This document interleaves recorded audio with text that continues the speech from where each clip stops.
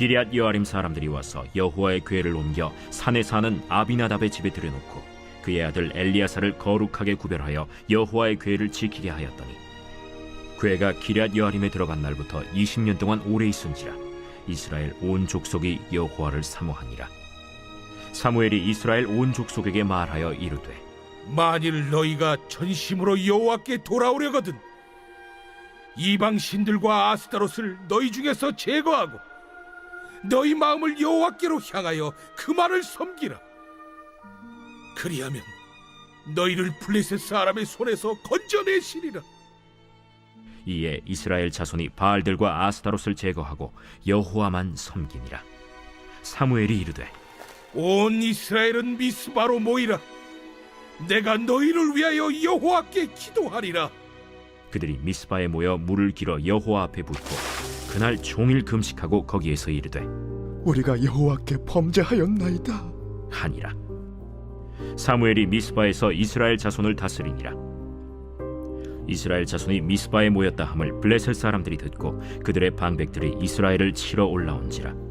이스라엘 자손들이 듣고 블레셋 사람들을 두려워하여 이스라엘 자손이 사무엘에게 이르되 당신은 우리를 위하여 우리 하나님 여호와께 쉬지 말고 부르짖어 우리를 블레셋 사람들의 손에서 구원하시게 하소서 하니 사무엘이 젖 먹는 어린 양 하나를 가져다가 온전한 번제를 여호와께 드리고 이스라엘을 위하여 여호와께 부르짖음에 여호와께서 응답하셨더라.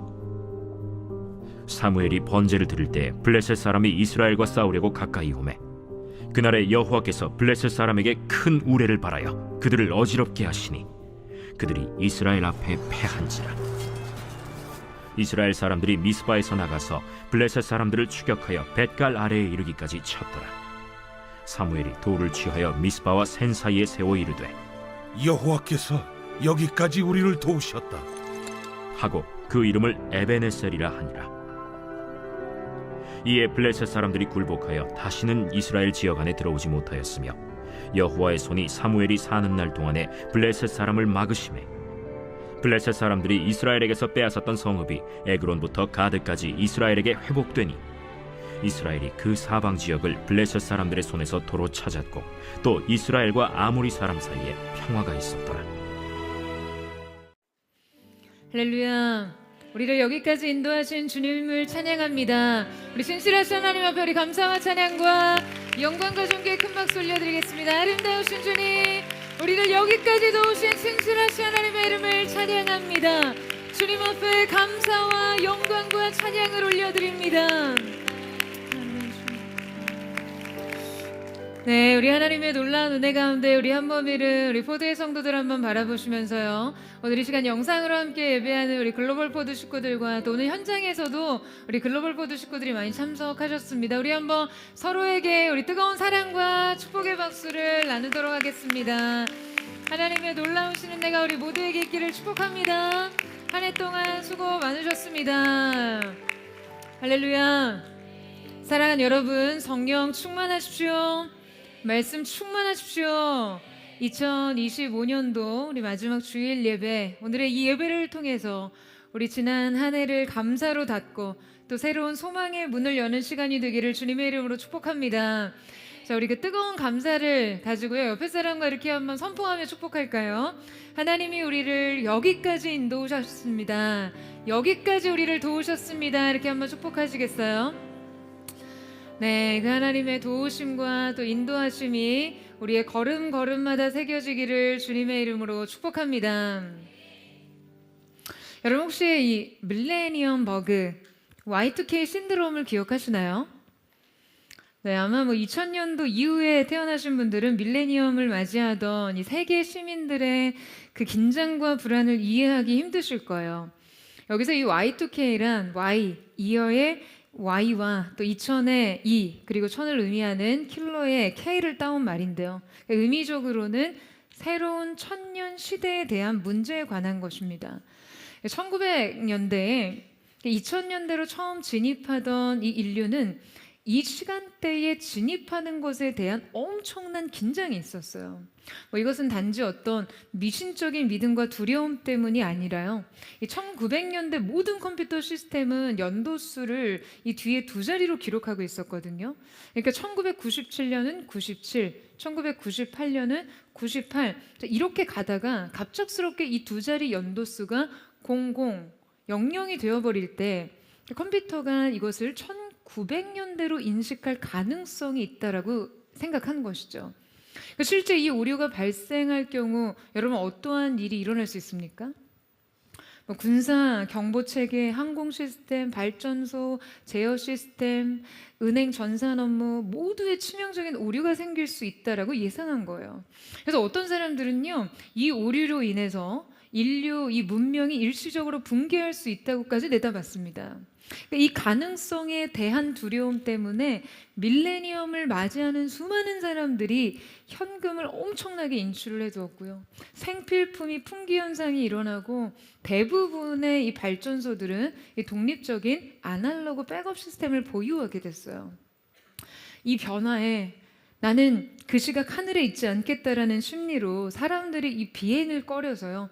1999년 12월 31일에 일부 항공사들은 운항 스케줄을 조정할 수밖에 없었습니다. 그래서 여러분 이날 최초로 2000년대 시간대에 진입한 이 지역이었던 뉴질랜드와 호주를 전 세계 뉴스가 주목하고 있다가 뉴질랜드와 호주에서 어떠한 정전사고도 항공기 사고나 군사 경보 오작동이 없음을 확인하고 급격한 심리적 안정 상태에 이릅니다. 새로운 시간대로 들어가는 막연한 기대와 긴장, 이 문명의 시스템 붕괴에 대한 두려움과 불안에 그냥 그 오랜 시간 어떤 피로를 느끼던 사람들이요, 이 시간의 전환에서 엄청난 정서적 해방감을 느끼죠. 이 밀레니엄을 기다리던 사람들의 그 묘한 흥분과 긴장, 그리고 그 시간에 진입하자마자 터져나오는 그 탄성과 안도감이 그 매스컴 보도를 통해 쏟아져 나왔던 것들을 기억하게 합니다. 여러분 좀 기억나시는 분들 있으세요? 여러분 이만큼 우리에게는 새로운 시대가 우리에게 다가온다는 거, 아무도 이르지 못한 미래의 시간대에 우리가 진입한다는 것에 대한 긴장과 두려움, 기대와 흥분이 있죠. 이것이 시간의 경계에 서 있을 때 인간이 느끼는 본능적인 감정이에요. 우리는 시간의 의미를 붙잡기 위해서 과거를 돌아보고 미래를 예측하려 하죠.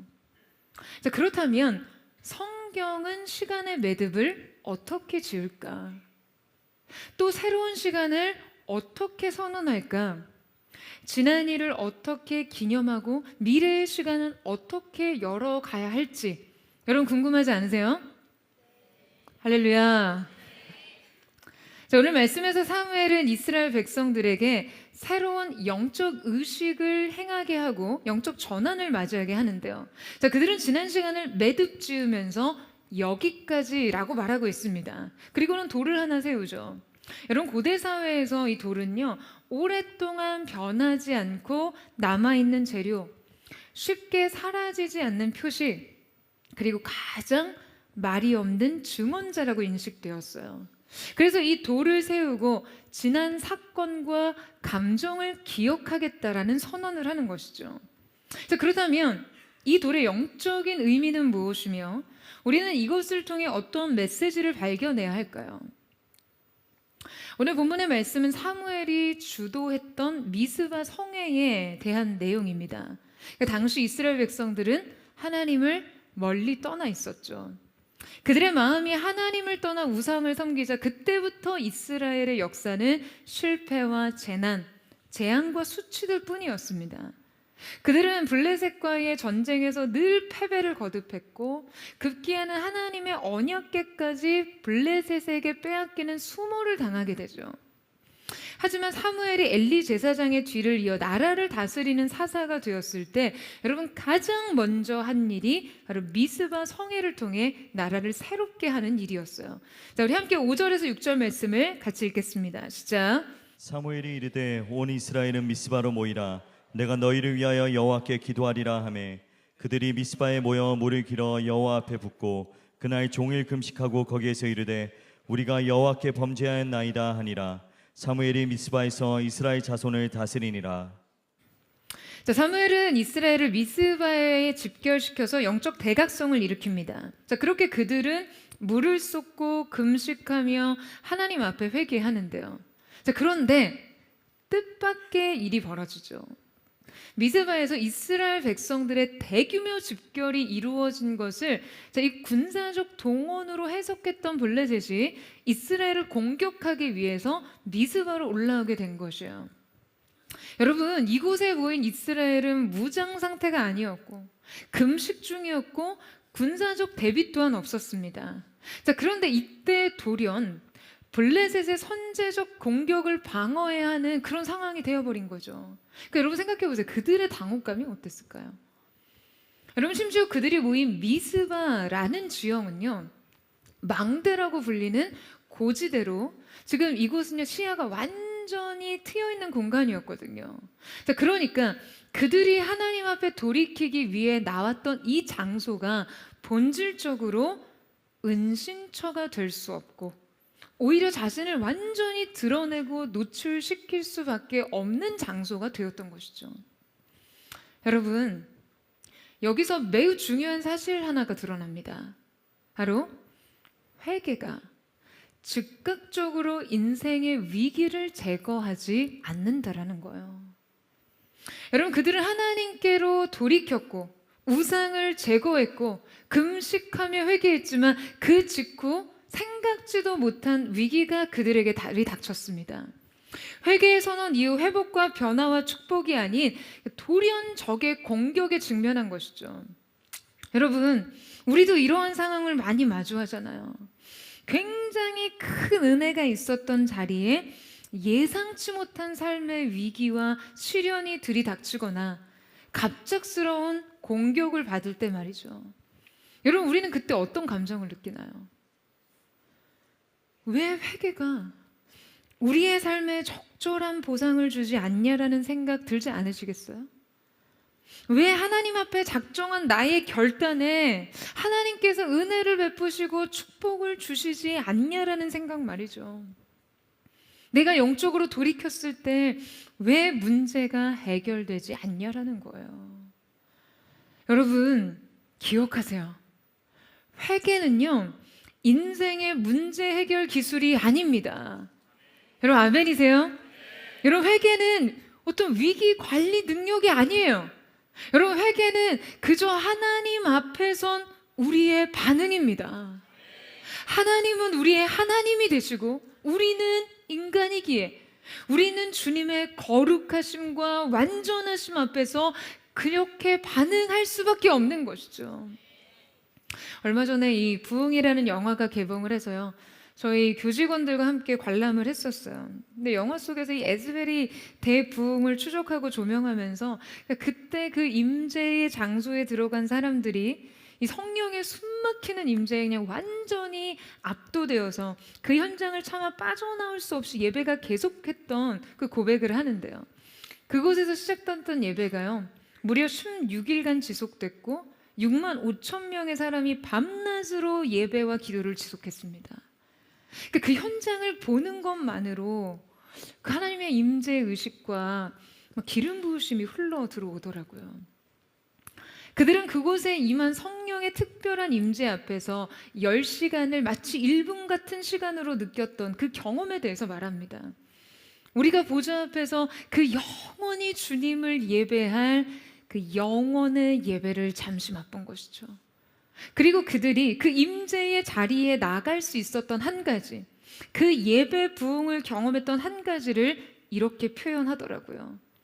Radical humility, 급진적 겸손.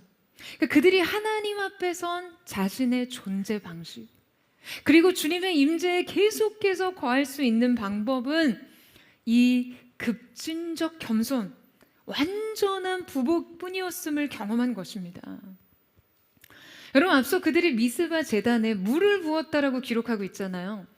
저는 이때 이 물을 부은 행위가 정말 이 급진적인 겸손과 닮아 있는, 그 겸손과 닮은 그들의 영적 표현이 아닐까라는 생각을 했어요. 여러분이 물을 붓는다라는 것이 어떤 의미입니까? 사실 이 물은요, 뭐 어떤 제물도 아니고 물을 붓는 것이 율법의 규례도 아니었거든요. 그러니까 이때 여호와 앞에 물을 쏟아낸 것은 회개의 심령을 그야말로 가시적으로 표현한 것이죠. 여러분, 우리가 보통 이게 엎질러진 물이다라는 말을 어떻게 사용합니까?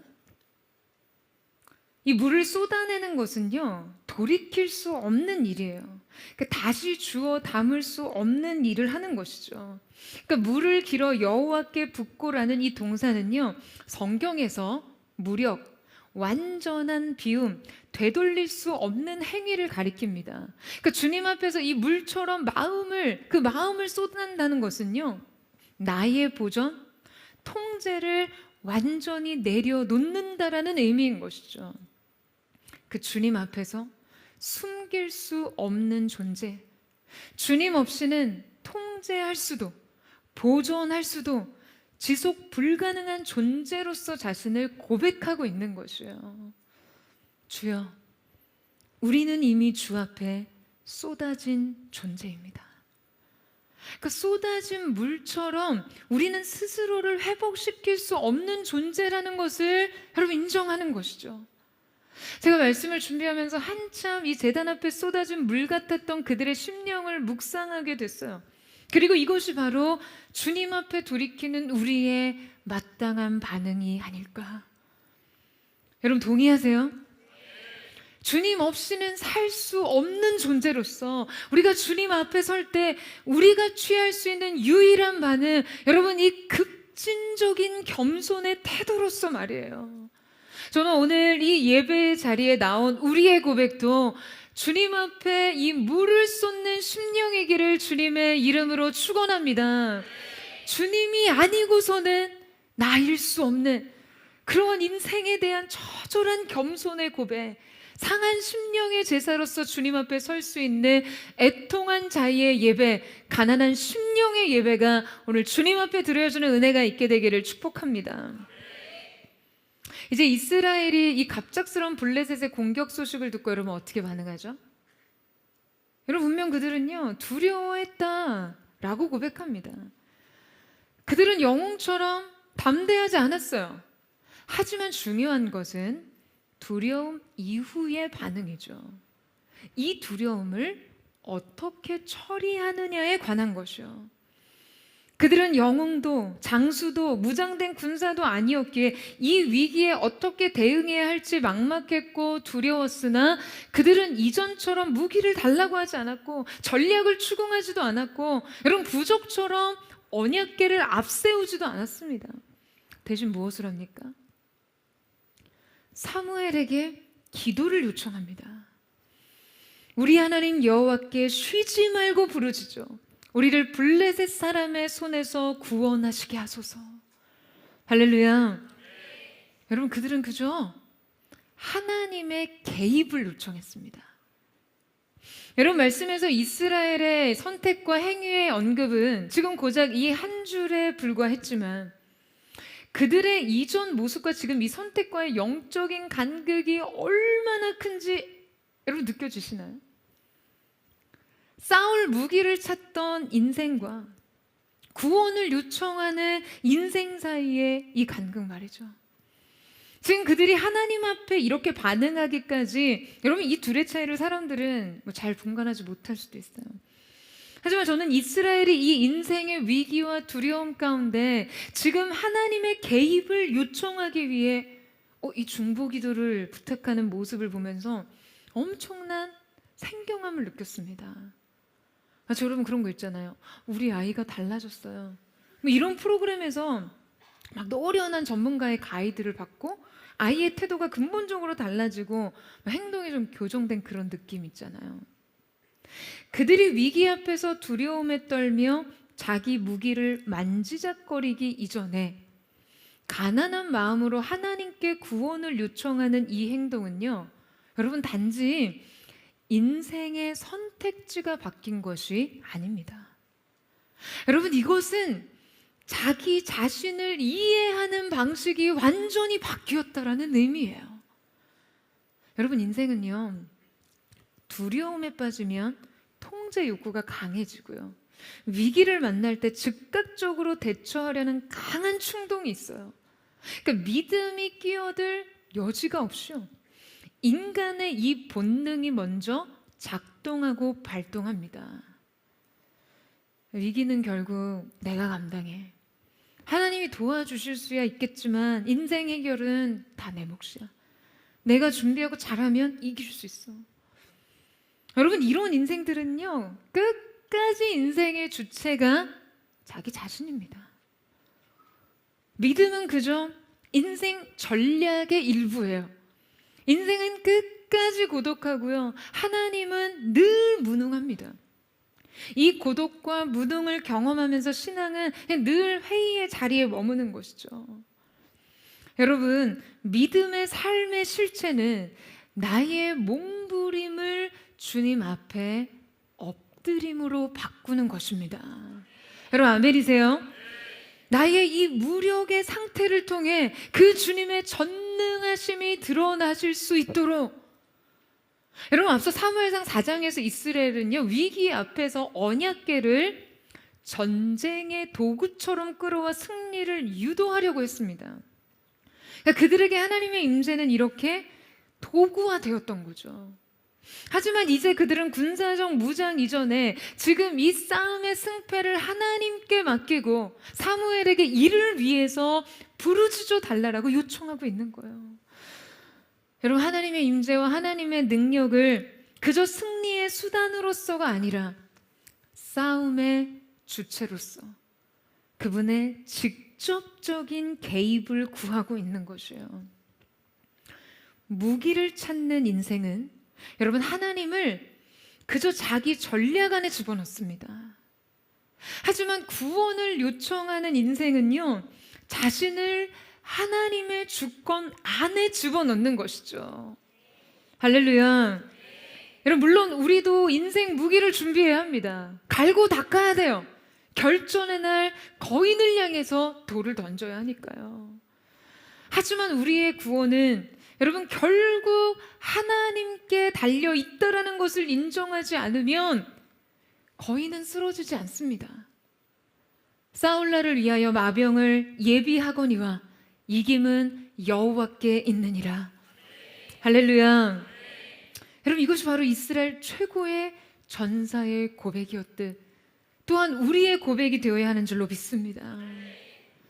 여러분, 그런데 저는 이스라엘이 지금 하나님 앞에 싸움의 전략 대신 이 구원을 요청할 수 있었던 것은요, 그들이 앞서 회개하며 엎드렸던 미스바의 영적 돌이킴이 있었기 때문이라고 믿습니다. 여러분, 그들의 기도는 상황을 바꾸기 이전에 그들 자신을 변화시켰어요. 여러분, 많은 사람들이 기도를 통해 인생의 문제를 생략하고 인생에 찾아온 고난을 제거하길 원하죠. 하지만 기도는 우리가 하나님의 뜻을 바꾸시도록 종용하고 요구하고 설득하는 수단이 아니라 여러분, 우리로 하여금 그분의 뜻에 순복하도록 훈련하는 수단입니다. 그리고 이때 순복은요, 단지 상황 해결을 포기하고 체념한다라는 그런 의미가 아니에요. 여러분, 하나님께 인생의 문제를 맡긴다라는 것은 포기와 체념이 아닌 전적인 의탁이죠. 여러분, 이 둘은요, 전혀 다른 영적인 태도입니다. 여러분, 포기와 의탁은 어쩌면 둘 다 어떤 행위에 있어서는 정지 상태인 것은 비슷하죠. 이 둘 다 아무것도 안 할 수 있어요. 아무것도 하지 않을 수 있어요. 아니, 할 수 있는 것이 없어요. 하지만 영적 실체로서는 다릅니다. 포기는 행위가 멈추는 순간 믿음도 멈춥니다. 하지만 의탁은 행위가 멈추는 순간에도 믿음은 계속해서 진행 중이에요. 나는 할 수 있는 것이 없지만 우리 주님은 모든 것이 가능하시기에 그 주님의 전능하신 속에 나의 상황을 던져 넣는 것이죠. 그리고 하나님께서 하실 일들을 주목하여 바라보며 기대하는 것입니다.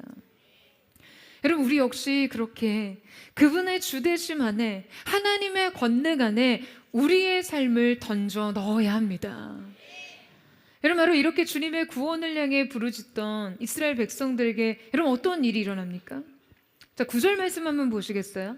우리 9절 말씀을 함께 읽겠습니다. 시작. 사무엘이 젖먹는 어린 양 하나를 가져다가 온전한 번제를 여호와께 드리고 이스라엘을 위하여 여호와께 부르짖음에 여호와께서 응답하셨더라. 자, 함께 읽은 이 말씀에서 성경은 이스라엘의 대응을 이 군사적 준비로서가 아니라 무엇으로 표현하고 있어요? 기록하고 있습니까? 예배적 행위로 먼저 배치하죠. 사무엘이 먼저 젖먹는 어린 양을 취해 온전한 제사를 드립니다. 이때 온전한 제사란 제물을 완전히 태우는 것을 말하는데요. 그리고 그들의 제물이었던 젖먹는 어린 양은 여러분 힘이 아닌 취약함의 상징입니다. 그러니까 그들이 드린 이 예배는 형식과 형태로 보면 보잘것없는 것이었어요. 하지만 이 예배를 통해 하나님께서 역사하십니다. 자, 그렇다면 도대체 이 예배는 여러분 어떤 의미였을까요? 그리고 대체 왜 예배가 먼저가 되어야 합니까? 아니, 지금 적군이 턱 밑까지 와서 싸움을 걸어오는데 대체 여러분 어떠한 태평함으로 군사적 방비, 전열을 갖추고 전술적 기획을 준비하지 않고 젖먹는 어린 양을 제물로 드리며 예배를 먼저 드려야 한다는 것일까요? 여러분, 먼저 우리가 이 말씀을 자칫 예배를 먼저 드렸더니 하나님께서 역사하셨더라 라는 종교적 인과관계로 이해할 수 있어요. 이것은 우리가 쉽게 빠지는 영적인 오류입니다. 여러분, 이렇게 되면 예배도 기도도 어떤 결과를 부르는 하나의 의례와 형식이 되어버리죠. 여러분, 제사는 결코 하나님을 움직이기 위한 거래도, 성공과 승리를 부르기 위한 공식도 아니었습니다. 이 예배는요, 그저 하나님이 전부가 되시기 위해 나 자신이 아무것도 아닌 것이 되는 과정이었어요. 여러분, 마치 젖먹는 어린 양처럼요. 여러분, 예배는 어떠한 거래도 공식도 통과 의례도 아닌 바로 이것을 확인하는 자리인 것이에요. 하나님이 누구이시며 그 앞에 나는 누구인지. 여러분, 예배를 통해 이 자리부터 찾는 것이죠. 여러분, 예배는요, 하나님을 중심에 모시는 일입니다. 나 중심, 문제 중심이 아니라 하나님을 중심에 모시는 일이죠. 예배는 언제나 우리 존재의 위치를 정렬합니다. 하나님 앞에 나, 창조주 앞에 피조물로서 나 자신의 위치를 설정하는 시간이죠. 그 예배를 위해 전부를 걸라는 말은 여러분 결국 이러한 의미예요. 힘써 여호와를 알라. 전부를 드려 여호와를 알라. 전부 대신 여호와를 알라. 사랑하는 여러분, 예배를 통해 여러분의 자리부터 찾으십시오. 하나님 앞에 선 인생으로서 여러분, 하나님 앞에서 삶을 정렬시키세요. 여러분, 먼저 예배하세요. 해결하기 전에 먼저 기도하십시오. 여러분, 이 예배의 자리를 여러분 인생에서 벌어지는 수많은 싸움의 선방이라고 생각하세요. 하나님 앞에서 우리 자신이 바로 서야 우리는 조급함의 오류를 범하지 않습니다. 문제에 과잉 개입하지 않습니다. 그러니까 나의 한계를 정확하게 인지하면서도 내가 할 수 있는 것이 무엇인지를 또한 정확하게 파악할 수 있어요. 내가 할 것과 주님이 하실 일을 분별하는 것, 그 지혜를 얻을 수 있는 것이죠. 여러분, 많은 사람들이요, 어디까지가 내가 할 일이고 어디서부터가 하나님이 하실 일인가를 많이 혼란스러워하죠. 여러분, 성경은 이 부분을 명확하게 가르치고 있지 않아요. 왜? 여러분, 왜냐하면 그것은 예배를 통해 훈련될 부분이기 때문입니다. 하나님의 임재 앞에 오래 머물면서 말씀 앞에 자신의 인생을 담금질하고 갈무리하면서 여러분 그 앞에서 훈련되어줘야 될 부분이기 때문이에요. 이 분별은 어떤 공식과 매뉴얼 안에서 계산된 행동이 아니라 하나님 앞에서 계속적으로 바로 설 때 감각적으로 길러지는 것이거든요. 하나님과의 관계 안에서의 감각이에요. 누구한테 물어보고 상담한다고 되는 것이 아니라요.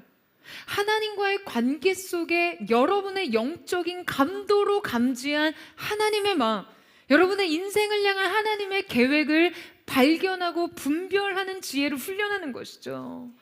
여러분, 그렇게 오래 머물렀던 시간의 축적이 이 분별의 척도가 되는 것입니다. 여러분, 성경은 언제나요?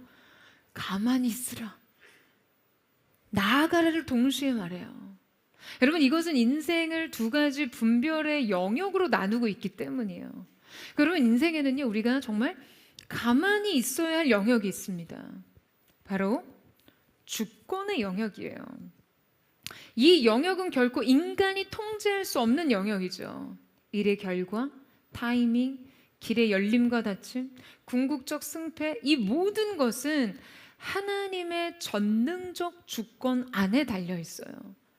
그러니까 이 영역에서 우리는 그저 주님의 주대심을 인정할 수밖에 없습니다. 다만 인생엔 또 하나의 영역이 있죠. 바로 우리가 믿음으로 나아가야 할 영역, 즉 순종의 영역이에요. 이것은 바로 내 몫의 영역이죠. 여러분, 이 영역은요 결코 도망칠 수도 대신할 수도 없어요. 누군가 나를 대신할 수 있는 것이 아니에요. 인생에서 감당해야 될 수많은 선택과 책임이 그렇습니다.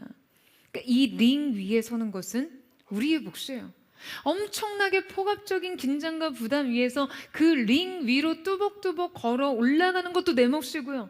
그 링 위에서 두 발로 버티며 싸우는 것도, 그러다 얻어 터지고 넘어지는 것도 내가 해야 합니다.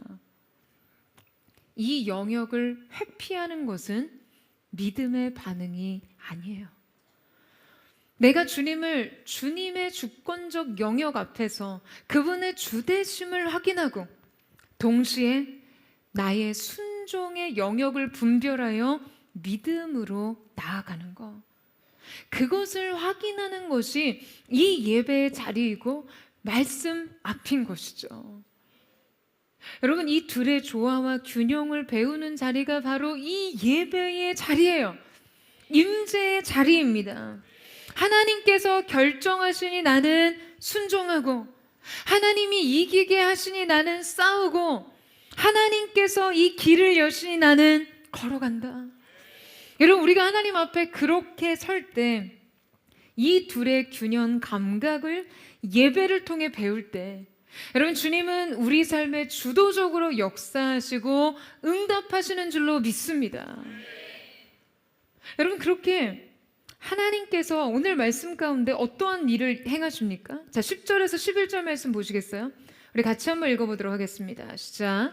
사무엘이 번제를 드릴 때 블레셋 사람이 이스라엘과 싸우려고 가까이 오매 그날에 여호와께서 블레셋 사람에게 큰 우레를 발하여 그들을 어지럽게 하시니 그들이 이스라엘 앞에 패한지라. 이스라엘 사람들이 미스바에서 나가서 블레셋 사람들을 추격하여 벳갈 아래에 이르기까지 졌더라. 자, 여러분, 이 말씀의 한 구절에서 주어의 변화를 매우 극적으로 드러내고 있죠.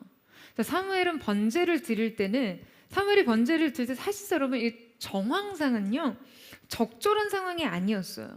왜 그렇습니까? 지금 블레셋 사람들이 완전 무장을 하고 지금 공격하기 위해서 가까이 나오고 있었잖아요. 그러니까 군사적 긴장감을 고려했을 때 여러분, 이 타이밍은 정말로 비효율적이고 이게 얼마나 부적절한 타이밍입니까? 그 예배를 드리는 중에도 적은 물러서지 않았고요, 위험은 줄어들지 않았어요. 그러나 예배가 상황을 즉각적으로 해결하지는 않았지만, 여러분, 이 문제의 해결의 주인을 누구로 만들었습니까? 지금 히브리어 문장 구조상 이 구절은요, 강조된 주어 전환의 구조를 갖추고 있는데요. 자, 한 문장 안에서 앞선 주어는요, 사무엘과 블레셋이었어요. 자, 그런데 주어가 전환이 됩니다. 그날의 여호와께서. 하나님께서는 이스라엘의 힘이 갑자기 슈퍼 히어로처럼 강하게 하신 것이 아니고요, 블레셋의 힘을 약화시키신 것도 아니었어요. 능력의 강화로서가 아니라 상대의 질서를 붕괴시키심으로 그 주권을 드러내셨죠. 여러분, 그들을 물리적으로 제거하신 것이 아니라 전쟁의 수행 능력을 붕괴시켜 버리신 거예요. 힘이 무력화되기보다 통제력을 상실하면서 패배를 이끌어 가셨어요. 여러분, 많은 사람들이 성경에 등장하는 이 하나님께서 극적인 승리를 이끌어 가신 수많은 전투를 보면서 지금 이 싸움을 오늘날 우리 삶에 과연 어떻게 적용해야 할지 혼란을 느낍니다. 이 시대 우리가 전쟁이라고 느끼는 것들은 눈에 보이는 적에 대한 것도, 우리 손에 든 무기에 관한 것도, 그리고 천둥과 우박과 같은 초자연적인 것에 관한 것도 아니죠. 오늘날 우리의 전쟁은 대개 소리 없이 은밀하게 일어납니다. 관계와 삶의 질서와 일과 재정, 삶의 목적과 성과를 통해 싸움을 걸어오고요.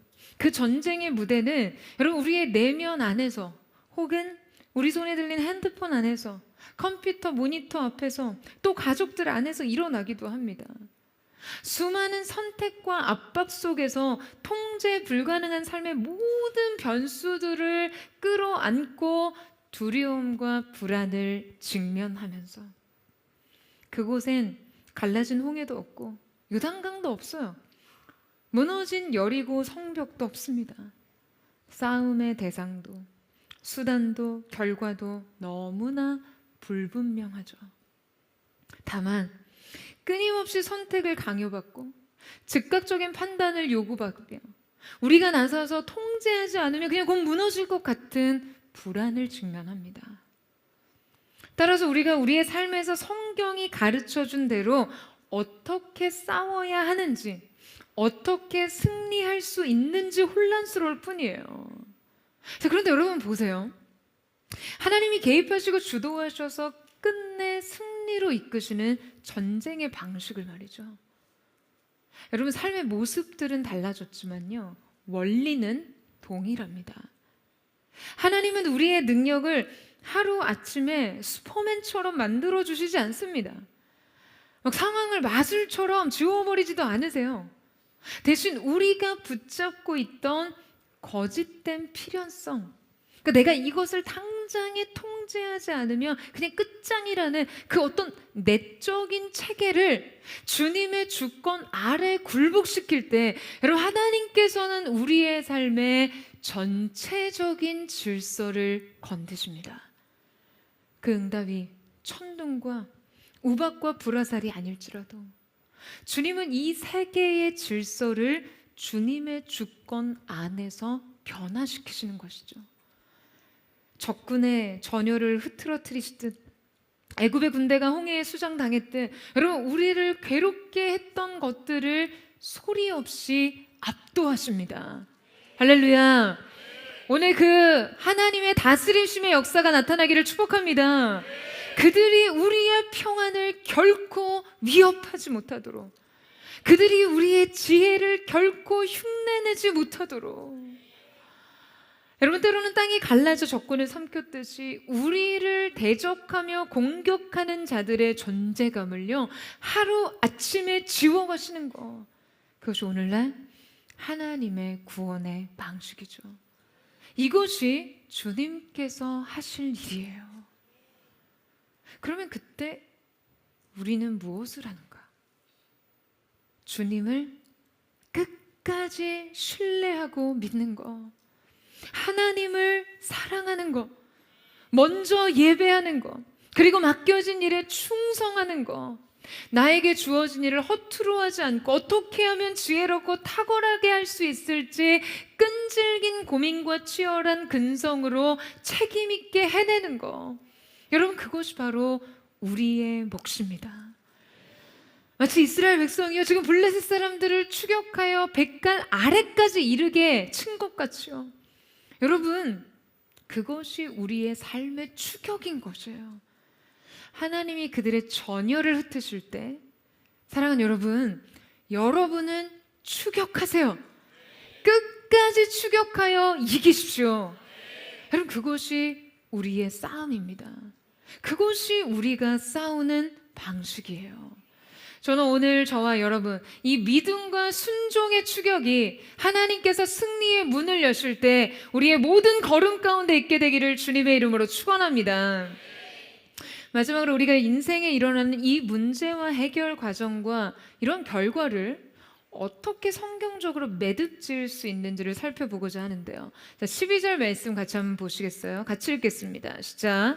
사무엘이 돌을 취하여 미스바와 센 사이에 세워 이르되 여호와께서 여기까지 우리를 도우셨다 하고 그 이름을 에베네셀이라 하니라. 자, 여러분, 이때 사무엘이 돌을 취하여 이 사건을 기념합니다. 많은 사람들이 이 에베네셀을 개선문이나 어떤 승전의 기념비 같이 해석하는데요. 저는 단지 이것을 단순한 승리의 기념비라고 생각하지 않습니다. 여러분, 이것은 영적인 표식이었어요.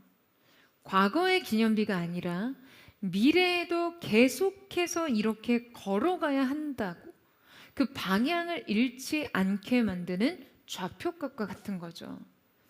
자, 그렇다면 사무엘은 이 에베네셀을 통해 영적 표지를 통해 지금 무엇을 그들의 기억에 각인하려고 하는 것일까요? 첫 번째는 하나님이 하신 일들에 대한 기억입니다. 여러분, 단순해요. 하나님이 하신다. 할렐루야. 자, 여러분, 그런데 중요한 것은 하나님께서 하시기 위해 우리가 하지 말아야 할 것을 하지 않아야 한다라는 거예요. 여러분, 무슨 말인지 이해되세요? 자, 따라서 두 번째는 하나님이 하실 수 있도록 하는 조건들을 기억해야 한다는 것이죠. 그러니까 에베네셀은 결과의 기념이 아니라 여러분, 이 조건에 대한 기억입니다. 무슨 말인지 이해되세요? 결과에 대한 기억이 아니라요, 이 조건에 대한 기억이라는 거예요. 하나님이 하실 수 있도록 내가 무엇을 해야 했었는지, 내가 무엇을 했는지 나에 대한 감각을 기억하라는 거예요. 여러분, 우리가 이 감각을 기른다는 것은 어떤 의미일까요? 여러분, 이 감을 기르려면요, 진짜에 대한 감각이 길러져야 돼요. 자, 이게 무슨 말인지 이해하실까요? 여러분, 우리가 무언가를 배우고 습득할 때는 일단 자세부터 배우죠. 제가 어렸을 때 가깝게 지낸 우리 작은 어머니께서 바이올린 전공하시고 가르치셨는데요. 이 악기와 음악에 대한 집요함이 엄청나셨어요. 그러니까 본인이 얼마나 음악에 대해 집요했는지, 좋은 소리를 찾기 위한 노력이 얼마나 고됐는지를 말씀해 주셨는데요. 1990년대에 우리나라에 이 아이작 펄만이라는 전설적인 바이올리니스트가 내한을 했대요. 근데 이제 그 공연을 보고 나서 이 펄만의 연주에 그냥 완전히 사로잡히고 매료가 된 거예요. 그래서 그의 소리를 흉내내기 위해서 매번 그 영상을 돌려보시면서 이 아이작 펄만의 운지법을 따라 해보는 거예요. 그런데 이 노력이 어느 정도였냐면, 내가 어떠한 상황에서든지 바이올린이 내 손아귀에 들어오기만 하면 이 자세를 똑같이 유지하고 이 사운드를 낼 수 있도록 하기 위해서 일부러 너무 힘든 상황을 만드는 거예요. 하루 연습이 마치고 나면 모든 불을 끄고 아무것도 보이지 않는 어둠에 갇힌 채로 이 모든 감각을 이 악기와 손, 그리고 듣는 귀에 집중시켜서 연주를 해보신대요. 그리고 일부러 새벽 알람을 맞춰놓고요, 알람이 울리면 자다가 일어나서 갑자기 악기를 잡아본다고 하시더라고요. 그러니까 내가 잠결에라도 바로 즉각적으로 악기를 그렇게 잡을 수 있는지, 그리고 동일한 사운드를 낼 수 있는지 그냥 끊임없이 테스트하는 거죠. 막 때로는 작은 세숫대야에 들어가서 연습을 하시기도 했다고 하시더라고요. 굉장히 힘든 자세, 불안한 자세에서도 내가 이 사운드를 유지할 수 있나? 의도적으로 최악의 상황을 만들고 여전히 이 감각이 살아있는지를 테스트하는 거죠. 여러분, 대체 이런 노력 왜 하는 겁니까? 그만큼 나에게 이 기억이 어떠한 변수에도 돌발적 상황에도 각인되어야 할 필요가 있기 때문이에요. 이 몸의 감각이 반복적으로 기억에 각인되도록 하는 것이죠. 언제라도 그 소리를 낼 수 있도록. 여러분, 무엇보다도 인생에는요, 진짜에 대한 감각이 정말 중요합니다. 여러분, 진짜를 한번 맛보면, 여러분 이 맛을 제대로 느끼면요, 그 다음 가짜에 대한 감별은 너무 쉬워지는 거예요. 여러분, 성경에서도 말하고 있어요. 하나님의 선하심을 맛보아 알지어다. 할렐루야. 하나님의 그 영광스러운 선하신 임재, 그분의 영광스러운 얼굴을 대면하여 그것을 우리의 인생이 맛보아 알고 각인하면 우리의 인생은 그것을 추구하게 되기 때문입니다. 여러분, 이 자리에 계신 분들이 사실 공감하시기 어려운 예시라고 생각은 하는데요. 와인을 좋아하게 되면 보통 이렇게 헤어나오기가 힘들다고 하더라고요. 공감 안 되시죠? 이렇게 잘 반응하셔야 돼요. 그러니까 와인을 그저 이렇게 술로 즐기는 게 아니라 맛과 향의 차원으로 즐기는 사람들에 대해서 그렇다는 거예요. 그러니까 아무것도 구분을 못하던 초보자들이 진짜 좋은 와인을 처음 경험을 하면요, 사람들이 공통적으로 하는 말이 있다고 해요. 그게 뭐냐면 뭔가 설명이 안 되는데 와, 정말 다르네요. 그러니까 뭔가 설명할 수는 없어요. 지식이 없고 이해가 부족하니까요. 그런데 그냥 다르다는 건 느낀 거예요. 뭔가 달라. 아무튼 달라. 확실히 달라. 그러니까 말하자면 지금 경험적으로 와인의 기준이 입에 생긴 거예요. 그러니까 한번 그 감각의 경험이 열린 거죠. 그래서 이 와인 애호가들은 보통 어느 지역의 와인인지, 품종이 뭔지, 스타일이나 숙성의 정도까지 딱 맞춘다고 해요. 대체 그것을 어떻게 맞출까? 너무 신기하고요. 얼마나 그 감각이 고도로 민감하길래 그 맛을 다 감별해낼 수 있을까? 그런데 여러분, 그 능력을 기르는 방법은 생각보다 단순합니다. 기준 와인을 반복적으로 마시는 거라고 해요. 이렇게 그 느낌을 계속 각인한다고 해요. 그러니까 그 감각의 기준을 입에 심다 보면 자연스럽게 어떤 와인을 딱 마셨을 때 그 기준에 비해서 와인의 위치값이 바로 감각적으로 산출이 된다는 거죠. 이거 지금 너무 가볍네? 이거 너무 드라이하네? 이거 너무 얇고 비어있네? 진짜 탁월한 감별을 해내려면 이 감도가 점점 섬세해지면 되는 거죠. 기준값에 대해 계속해서 더 날카롭고 민감하면 되는 것입니다. 여러분, 영적인 감각 또한 마찬가지입니다. 여러분, 하나님의 임재를 경험하면 경험할수록 하나님의 임재에 대한 우리의 영적 감도는 열려지게 되어 있어요. 여러분, 저는 오늘 이 말씀 묵상하면서 사무엘이 에베네셀을 통해 기념하고 싶었던 것이 이 영적 감각이 아니었을까 하는 생각이 들었어요. 보라, 이것이 바로 우리가 싸우는 방식이다. 이것이 승리의 방식이다. 근데 여러분, 여기서 중요한 게 있어요. 이때 우리가 단지 결과값을 기억하면요, 자꾸 그 결과에 집착하죠. 그 결과가 현실에서 도출되지 않을 때 실망합니다. 낙심해요. 그리고 방향을 잃고 잘못된 방법을 추구하게 돼요. 중요한 것은 어떠한 상황 속에서도 언제나 그 결과값이 도출될 수 있는 조건이, 그 원리가 무엇이었냐라는 거예요.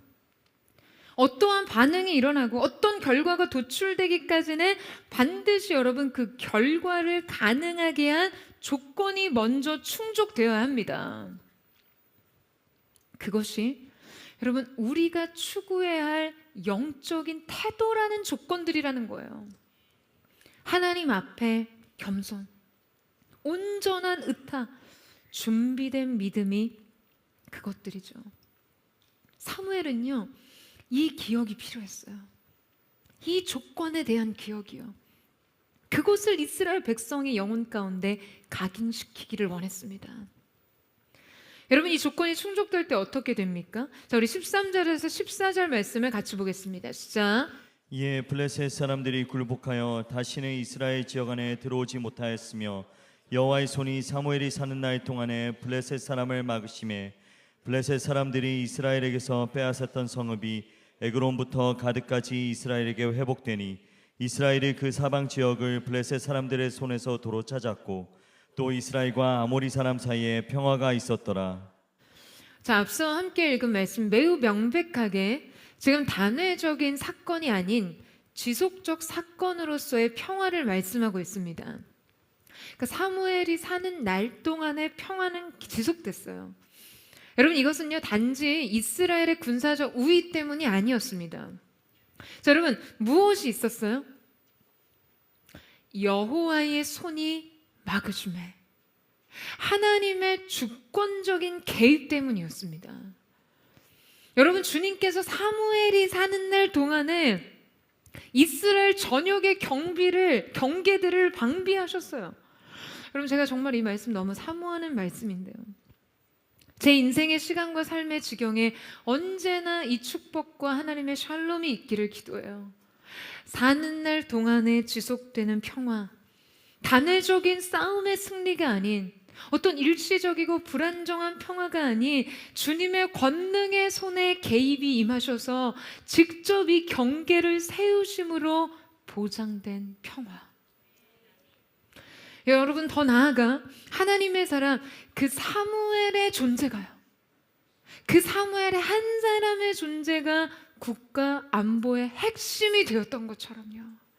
여러분, 저는 저와 포드처치가 이 시대 하나님의 통치와 하나님의 평강의 핵심 요소가 되기를 사모합니다. 여러분, 아멘이세요?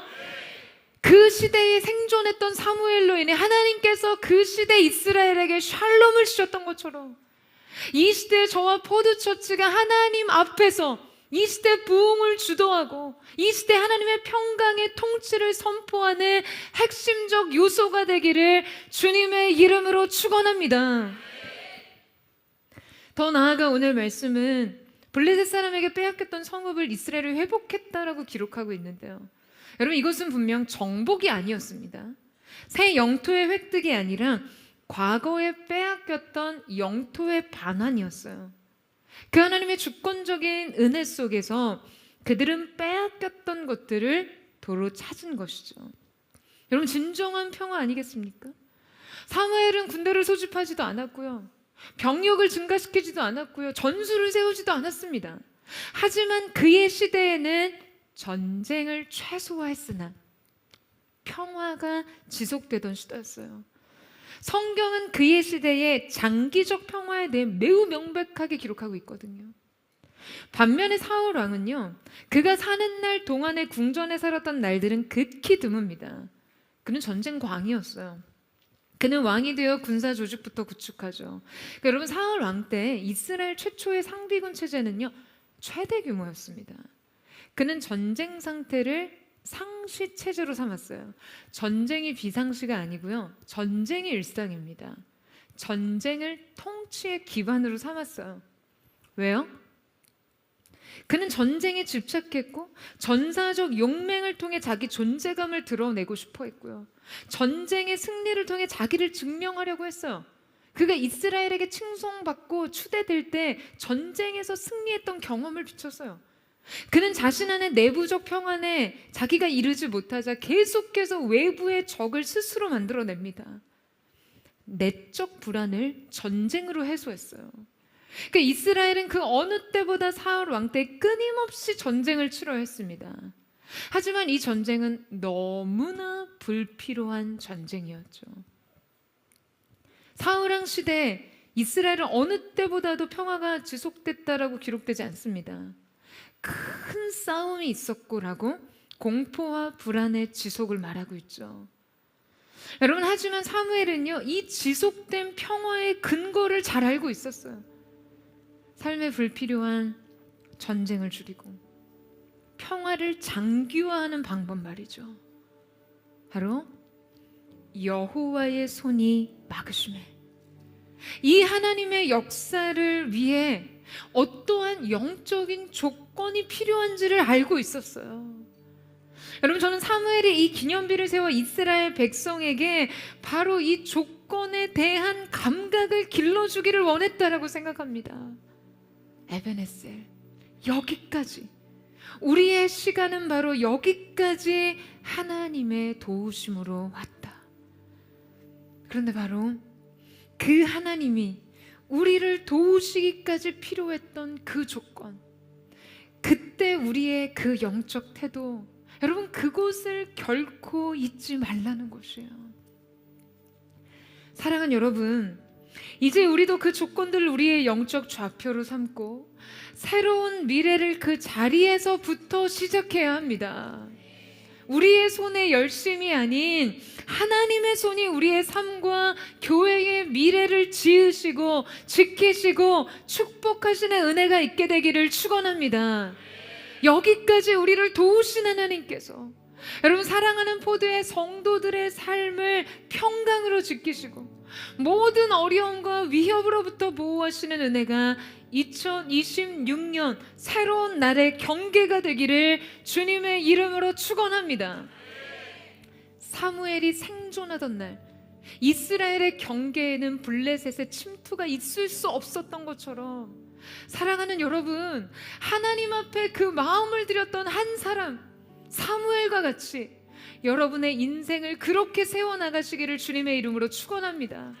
그저 내 인생에 샬롬이 있었더라, 승리가 있었더라, 하나님의 은혜와 축복이 있었다를 넘어서요, 하나님이 오늘 우리를 이 시대 교회로 부르신 그 이유, 사랑하는 포드처치가 세워진 이래 하나님이 그 나라와 민족, 그 시대 가운데 예배의 부흥을 주셨더라, 하나님의 평강을 선포하셨더라, 여호와의 통치가 그 나라와 민족 가운데 있었더라.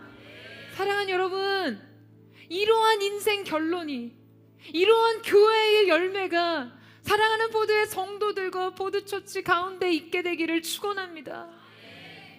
우리가 진정 이 시대의 세상의 소금이라면요, 여러분, 세상이 왜 이토록 부패한가요? 그저 세상의 타락이 문제입니까? 아니요, 진정 우리의 존재가 빛과 소금이 되지 못했기 때문에 이 시대의 어둠과 이 시대의 부패에 대한 책임이 또한 오늘 우리의 것임을 깊이 있게 하나님 앞에 간직하고, 오늘 우리가 영적 미스바의 자리로 주님 앞에 집결하여 하나님의 은혜를 구하는 그 새로운 맺음과 시작이 오늘 이 예배 가운데 있게 되기를 주님의 이름으로 축복합니다. 우리 지금 함께 찬양하며 기도하며 나아가겠습니다. 사랑하는 주님, 새로운 시간의 매듭과 새로운 시간의 시작의 문 앞에서 우리가 오늘 영적 미스바에 모인 이스라엘 백성과 같이 하나님을 향해 하나님께로 돌이켜 돌아가는 그 마음, 이방신들과 아스타롯을 제한 오직 여호와만을 섬기겠노라 고백하며 주님 앞에 자복하여 그 물을 쏟으며 하나님 앞에 애통한 심령으로 고백했던 사무엘과 이스라엘 백성처럼 오늘 이 시간 2025년도의 마지막 주일 예배, 새로운 한 해의 시작의 문 앞에서 우리가 오늘 이 자리에 영적 기념비 에베네셀, 여기까지 우리를 도우신 하나님을 찬양하며 주님 앞에 우리의 마음을 드리기를 원합니다. 거룩하신 주님, 우리를 주께로 이끌어 주시옵소서. 주님께로 이끌어 주시옵소서.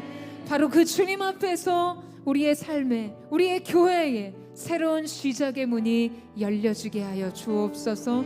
우리 그 마음 고백하며 우리 함께 찬양하며 주님 앞으로 나아가기를 원합니다.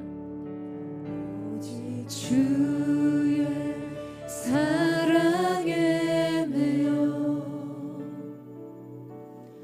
내 영 기뻐 노래합니다.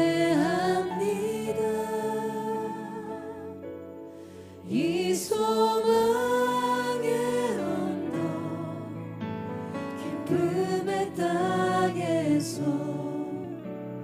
주께 사랑드립니다. 오직 주의 임재 안에 갇혀 오직 주의 임재 안에 갇혀 내 영이 주를 내 영 기뻐 찬양합니다.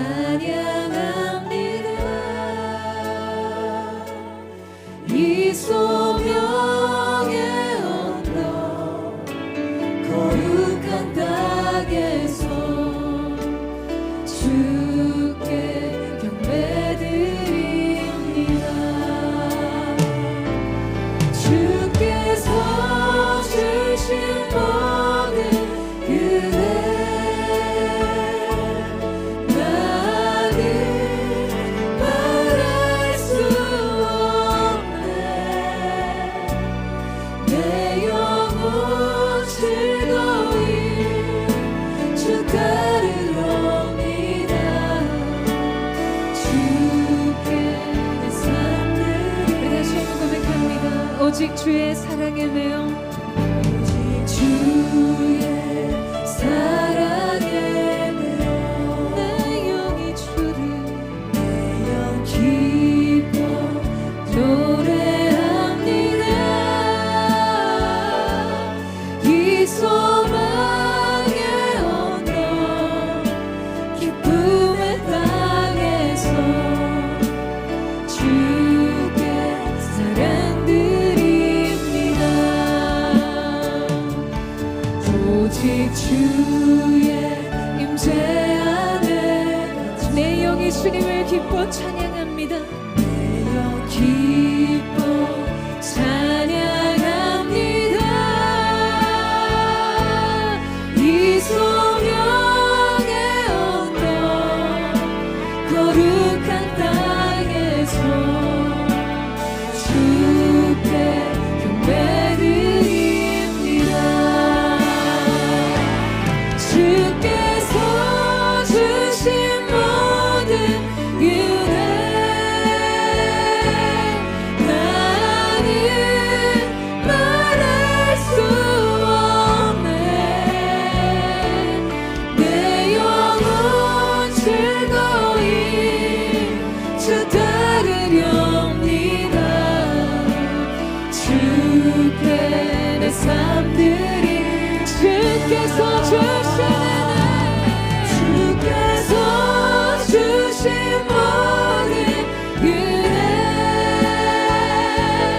나는 말할 수 없네. 내 영혼 즐거이 주 따르렵니다. 오늘 우리의 고백을 들으실 주님, 우리에게 은혜 베푸신 주님 앞에 주께서 주신 은혜, 주께서 주신 모든 은혜 나는 말할 수 없네. 내 영혼 즐거이 주님만 주 따르렵니다. 주께 내 삶들이 주께서 주시는 주께서 주신 모든 은혜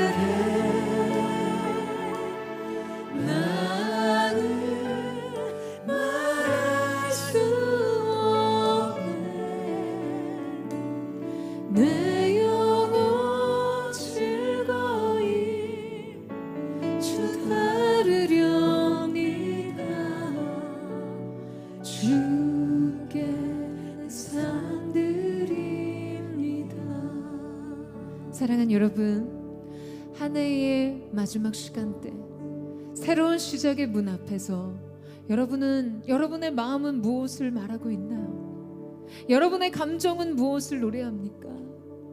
지난 시간의 좌절감, 제대로 된 것도 하나 없는, 제대로 살아내지 못한 내 자신에 대한 실패감, 좌절, 두려움, 그리고 나의 미래는 또 다르지 않을 것이라는 그 미래에 대한 불안과 초조함과 조급함이 여러분의 것입니까? 그래서 새로운 한 해에는 잘 살아보고자 인생의 수많은 계획표와 시간표가 가득 채워진 내면에 그 부담감을 안고 오늘 이 자리에 있지는 않으신가요? 사랑하는 여러분, 인생을 내 손의 수고로 사는 것이 아닌 하나님의 손의 능력 아래 우리의 삶을 재배치하는 은혜가 있게 되기를 주님의 이름으로 축원합니다. 오늘 주님, 우리가 이곳을, 이 시간을 영적 미스바의 시간으로 잡기를 원합니다.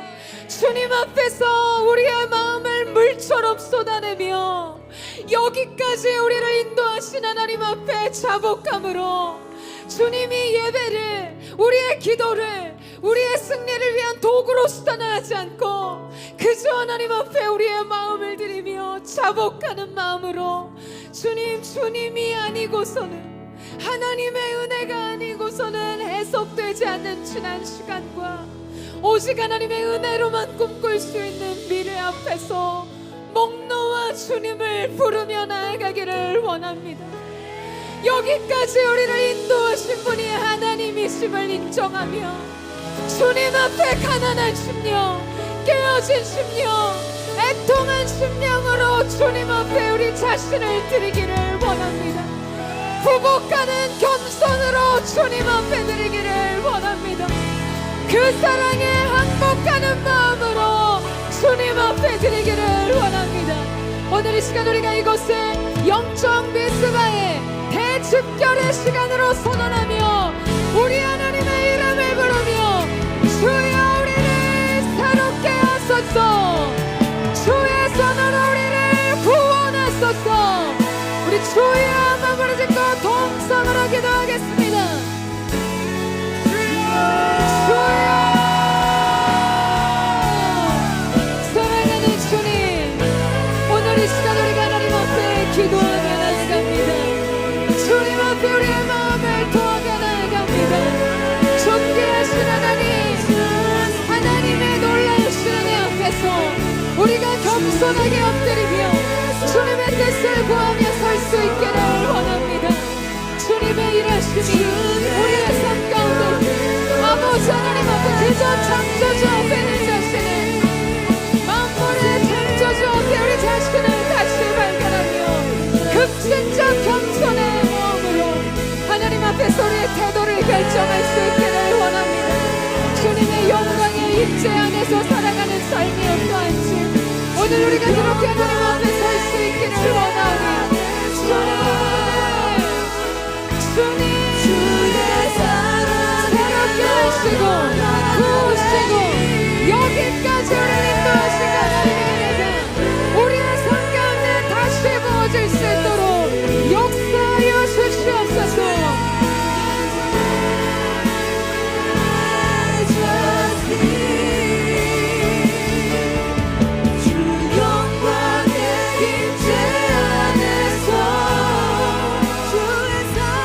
주의 사랑으로 변하게 주 앞에 겸손히 나서 있네. 주는 날 자유케 해. 주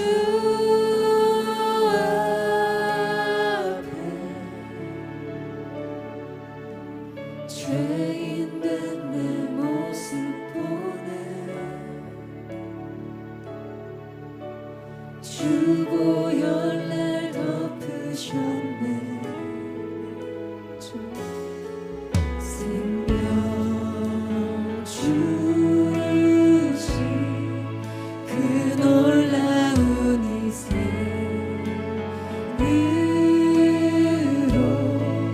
가장 크신 사랑 주 내게 주셨네.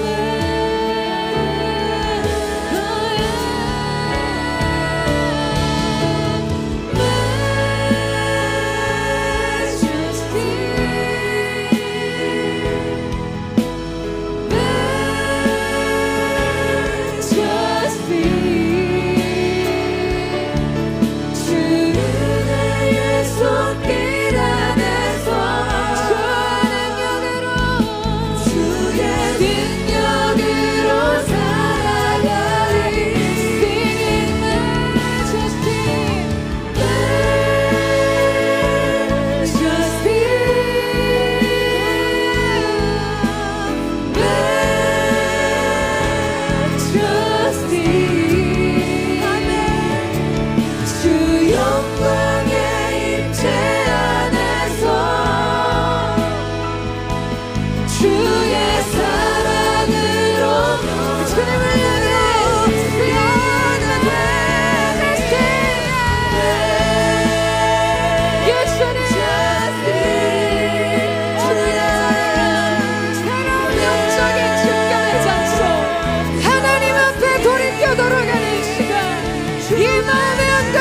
주께로 드는 시간 되게 하여 주옵소서.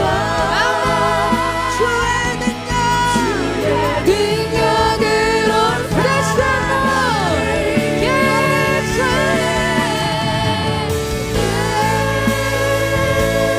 to sing, singing, not just singing,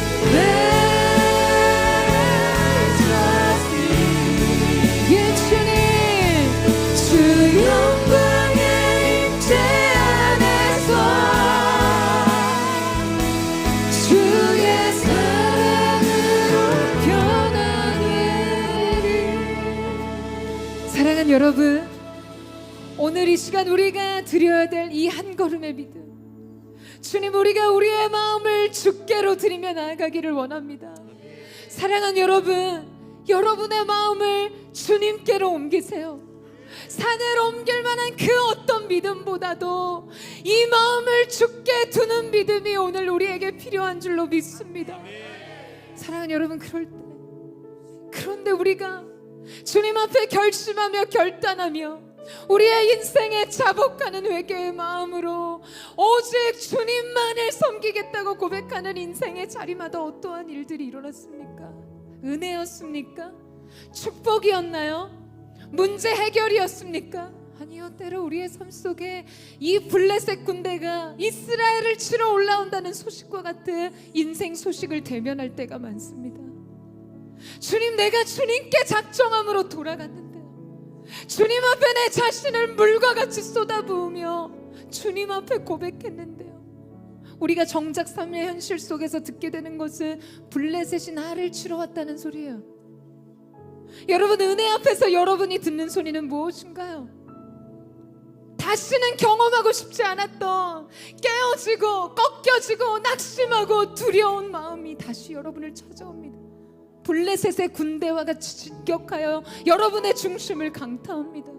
인생의 허무와 공허, 우울의 문제를 어떻게 할 바 몰라 주님 앞에 엎드렸음에도 그 인생의 비관적인 감정들이 썰물과 같이 밀물과 같이 밀려올 때가 있어요. 문제는 해결되지 않고 더 큰 문제가 되어 눈덩이처럼 찾아오는 인생의 문제 앞에서 여러분 무엇을 결정하시겠어요? 여러분이 그 순간에 그 지점에서 무엇을 하는 사람이기를 원하시나요? 여러분만의 무기를 손에 들으실 건가요? 누가 나를 도와줄 수 있나? 이 문제를 누가 해결해 줄 수 있나? 어떤 사람을 찾아가시겠어요? 바로 그 순간이에요, 여러분. 바로 그 순간, 제단 위에 젖먹이 어린 양을 드릴 순간, 무력하고 보잘것없는 예배와 같다 할지라도 주님, 내가 이 모든 상황과 문제 앞에서 주님 앞에 엎드립니다. 무력한 나를 주님 앞에 드립니다. 주님의 주권 앞에 전적인 의탁으로 엎드립니다. 여러분, 이 인생의 차이가 하나님 앞에서 얼마나 큰 차이를 만드는 줄 아십니까? 내 무기를 드는 것보다 여호와여 우리를 구원하소서, 이 한 번의 외침이 하나님 앞에서 얼마나 큰 영광이요 믿음의 소초가 되는지 오늘 우리가 주님 앞에 이 고백을 드리는 자들이 되기를 원합니다. 여러분, 예배를 결단하세요. 뒤로 물러서지 마십시오. 바로 그 순간이 예배의 제단이 세워져야 되는 순간인 줄로 믿습니다. 주님, 바로 그때 우리가 하나님 앞에 우리의 인생에 젖먹는 어린 양을 주님 앞에 드리는 새로운 예배의 왼분을 높이 들기를 원합니다. 우리 주님 앞에 그 마음 드리며 주여 세 번 부르짖고 우리 합심한 동성으로 기도하겠습니다.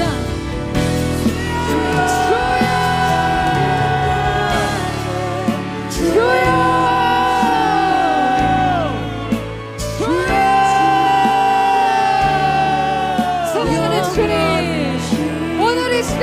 결코 하나님 앞에서 뒤로 물러서지 않고 예배를 결단하며 문제를 해결하기보다 기도로 엎드리는 자 되기를 원합니다.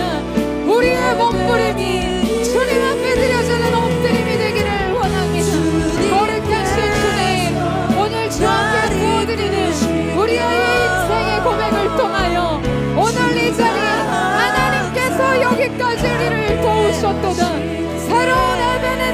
기념비가 세워지는 시간 될 수 있도록 주여 역사하여 주시옵소서. 성령님이 마시고 우리의 마음속에 이 금신적 겸손의 고백으로 가난한 심령으로 주님께 예배할 때 금신적 하나님의 인자의 영광이 우리 가운데 부흥되게 하여 주옵소서.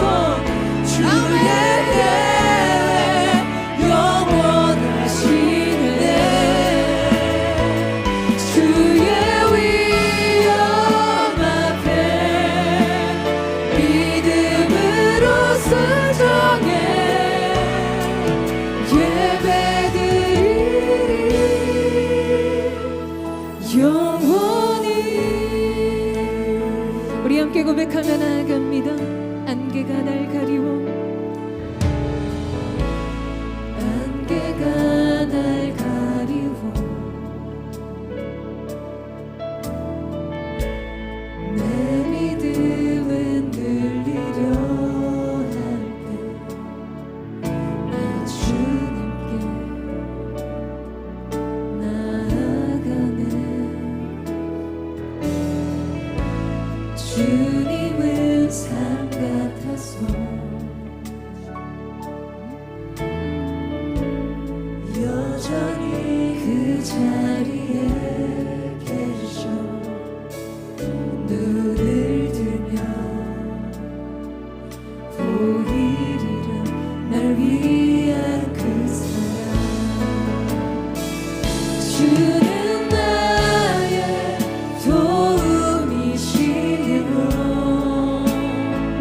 주의 계획 영원하시네. 주의 위엄 앞에 믿음으로 순종해 예배드리리. 주님께서 날 이끄시며 주가 항상 함께 하시네. 주의 사랑 안에 믿음으로 순종해. 이 손에 말하며 주는 나의 도움, 우리의 소망, 우리를 여기까지 인도하신 주님을 바라봅니다. 우리를 향한 영원한 계획을 가지신 주님을 신뢰합니다. 주의 위엄 앞에 믿음으로 순종해 예배드리리. 주님께서 날 이끄시며 주가 항상 함께 하시네. 주의 사랑 안에 믿음으로 순종해. 이 시간에 두 손 높이 들고 우리 이렇게 외치며 나아갑니다. 주는 나의 도움이십니다.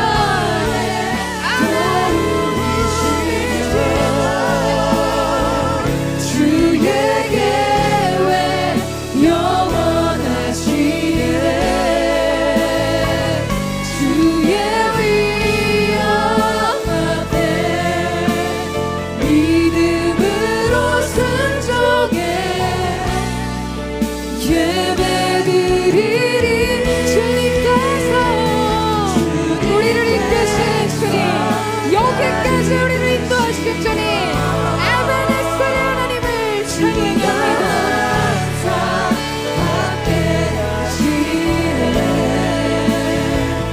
주의 사랑 안에 믿음으로 순종해 예배드리리. 영원히.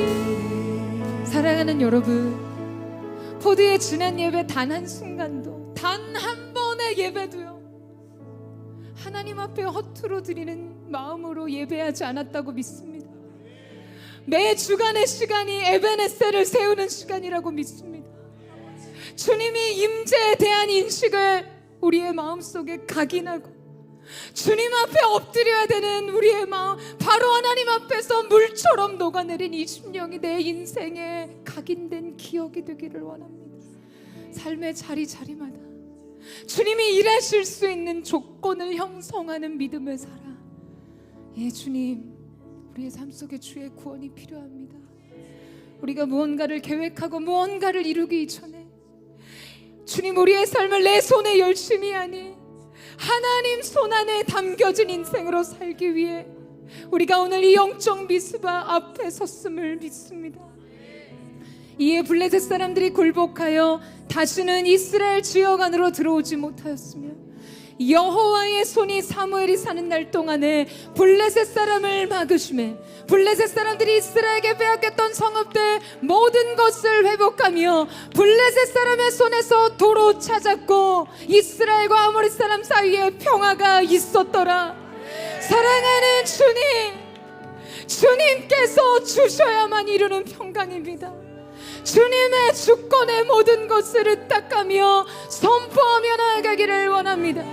오늘 우리가 이 영적 미스바 이 자리에서 하나님 앞에 그 마음을 드릴 때 주님, 오늘 우리의 2026년을 향해 여호와의 샬롬을 선포하며 나아갑니다. 여호와의 손이 막으심에 모든 위협과 위협으로부터 보호를 받게 하여 주시옵소서.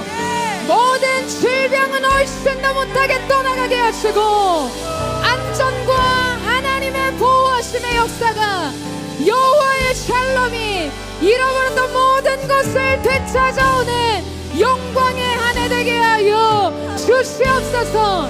여러분, 이 시간 우리가 이 샬롬을 선언하며 주여 세 번 부르짖고 기도하겠습니다. 주여,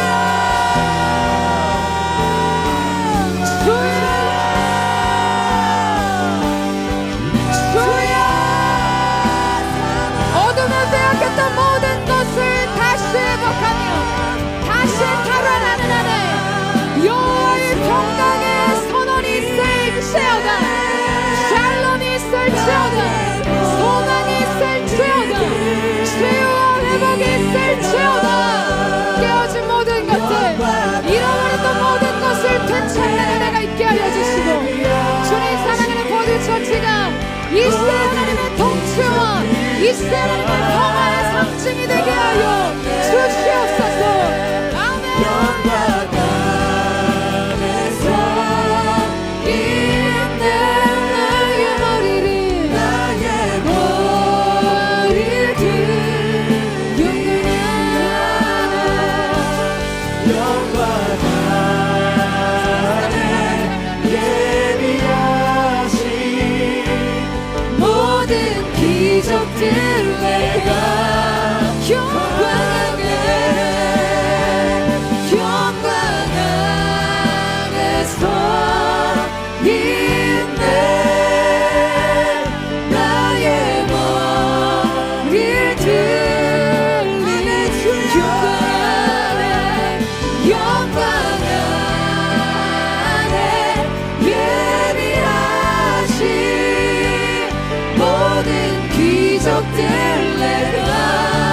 우리 두 손 높이 들고 영광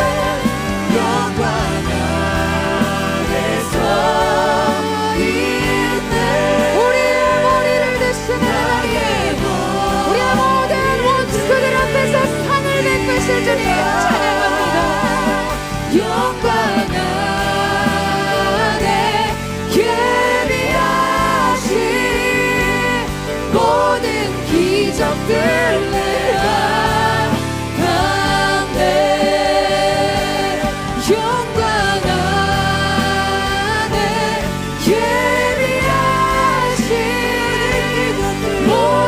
기적들 내가 선포하며 영광 안에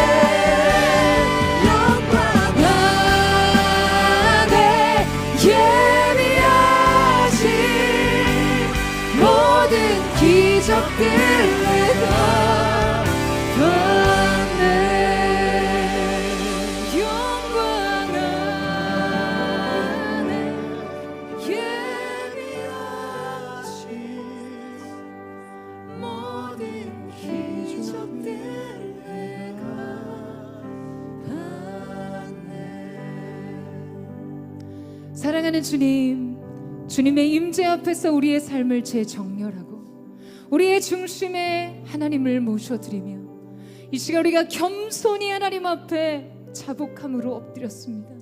이 급진적 겸손 위에 급진적 하나님의 영광의 임재가 부어지게 하여 주시옵소서. 여호와의 손이 막아주심으로 주님, 이스라엘의 새로운 경계가 되었던 것에 하나님의 권능의 손이 되었던 것처럼 사랑하는 포도의 성도들의 2026년이 여호와의 손이 막아주심으로 모든 질병과 인생의 위협과 고통으로부터 보호받는 은총의 한 해가 되게 하여 주시옵소서. 평강이 있을지어다. 평강이 있을지어다. 주님, 이 시대와 세대에 하나님의 통치와 평강의 상징이 포드처치가 되게 하여 주시옵소서. 포드처치가 시대의 부흥의 상징으로 쓰임받게 하여 주시옵소서. 그렇게 우리 가운데 세일을 행하신 에베네스의 하나님을 찬양하며 감사드리며 살아계신 예수님의 이름으로 기도드립니다. 아멘. 여러분, 이 시간 우리 큰 함성과